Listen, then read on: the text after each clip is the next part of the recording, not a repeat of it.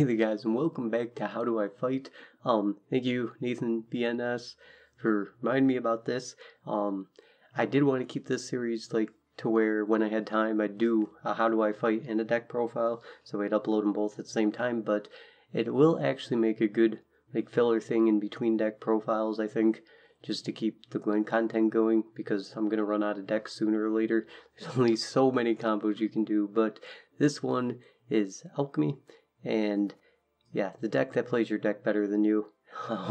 This I loved it back when like slave drivers before they were fixed. So there was always somebody asking the Reddit like how to fight Alchemy Nilfgaard.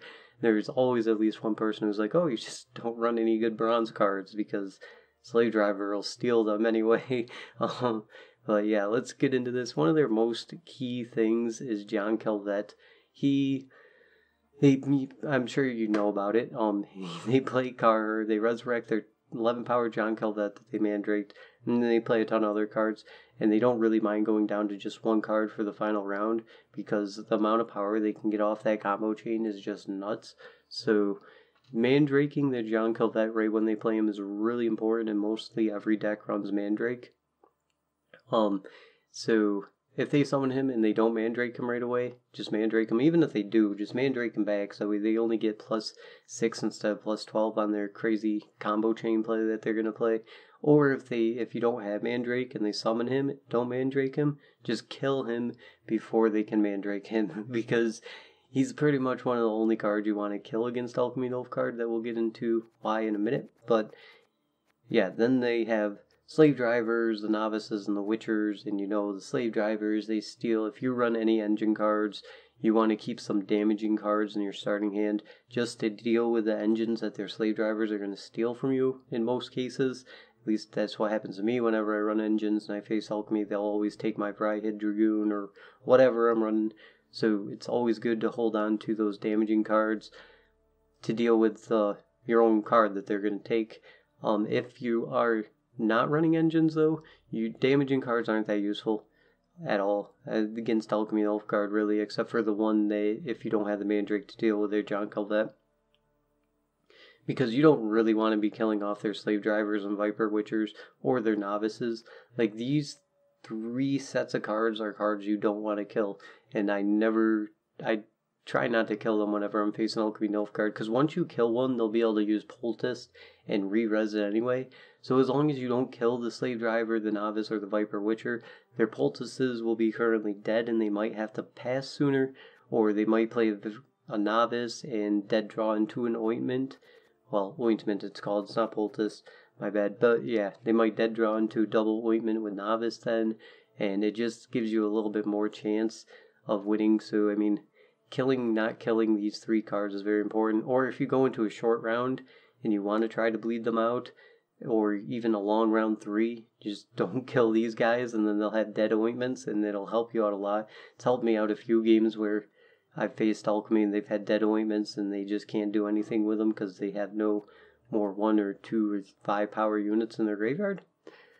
Another important thing is that most of them, a lot of them run Roach as a backup, just in case their John Calvet combo doesn't work anymore. So just be aware of that, because then they use Azure to shuffle it back into their deck after they buff it up with the Mandrakes, that way they can pull it again. But that does require them to do 2 turns of low tempo play prepping instead of just 1 with the Vesmir until John Calvet, so that one's a bit easier to deal with. So it's still worth killing off their John Calvet, so that way they have a dead Carher. Also, if they do Mandrake their Roach and you have an Artifact Compression or something like that, then you can Artifact Compression their Roach too, and then they won't be able to get any value out of that. So that can be really useful. Outside of that, the only good things is like a Glace helps out some, because sometimes with Azure, most of the time they'll try to shuffle Black Blood into their graveyard again. So if you have a Glace and you use it on their Black Blood, it can help you out a bit if they haven't already popped their Azure to reshuffle it in, because them having another Black Blood can be really strong, and if they play it twice, it can be really annoying, which plenty of Alchemy Nilfgaard plays it twice against me. Also, resing units and stuff, they counter a lot of those engine decks and stuff, don't work so well against this. I mean, That's what's another annoying thing is that you can't take anything from their graveyard that really matters. Like, you grab a slave driver, then you're going to get a novice or a Viper Witcher, and since your deck doesn't run a ton of alchemy cards, Viper Witcher's dead, and novice is usually a dead card for you, unless you actually run alchemy cards. So usually what you want to do against alchemy is, if they give you the chance to like dry pass, they like pass you early round 1, I just take it, and then depending on if you killed their John Calvet or not, then bleed them out round 2. I mean, if you killed their John Calvet with Mandrake, like banished them so that way they can't re-res him, then definitely bleed them out round 2. But if they did, you gotta be careful, because if you bleed them down to 1 card, it's gonna be a Carher in most cases, and then you're just gonna lose round 3. Even with a Series Nova, you'll lose round 3 on 1 card, so be very careful about that. And that's about all the tips I got for you guys. I mean, Alchemy Nilfgaard is one of those decks where if you have a chance to pass and they can be 2 cards down, it's safer to pass them, unlike the other ones I did. They consume great swords and stuff like that. It's usually not, or spotters. It's not safe to pass them just because they're going to go 2 cards down, because they have such strong tempo they can easily make up for that card loss. Alchemy doesn't do so well with that, especially if their finisher is Carher and they want to try to bleed you out round 2, because then their Carher into John Calvet is going to be a huge tempo play, yes, but it's not going to matter so much if they're like 2 cards down, because then you're just going to be able to play 2 more cards and you'll be able to make up for the like 31 power or whatever ridiculousness they get. Also, this is an older version, because Stefan Skolin, you can run Stefan Skolin or Triss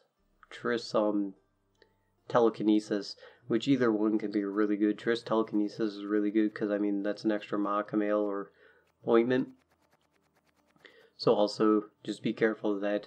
Besides that, there's not much to do. I mean, unless you're that random Northern Realms player that runs Neneke, who I don't think can even interfere with your opponent's graveyard anymore. So more like, unless you're Nilfgaard and you run Azure, then you can shuffle things back into their deck to try to mess with them. But yeah, that's about it for this one and all the things that I know about fighting against Alchemy Nilfgaard. If you guys know anything else, just leave it down in the comments, and yeah, I'll heart it or whatever so that people can see it. And yeah, I hope you guys have a good one. Until next time, have a good one.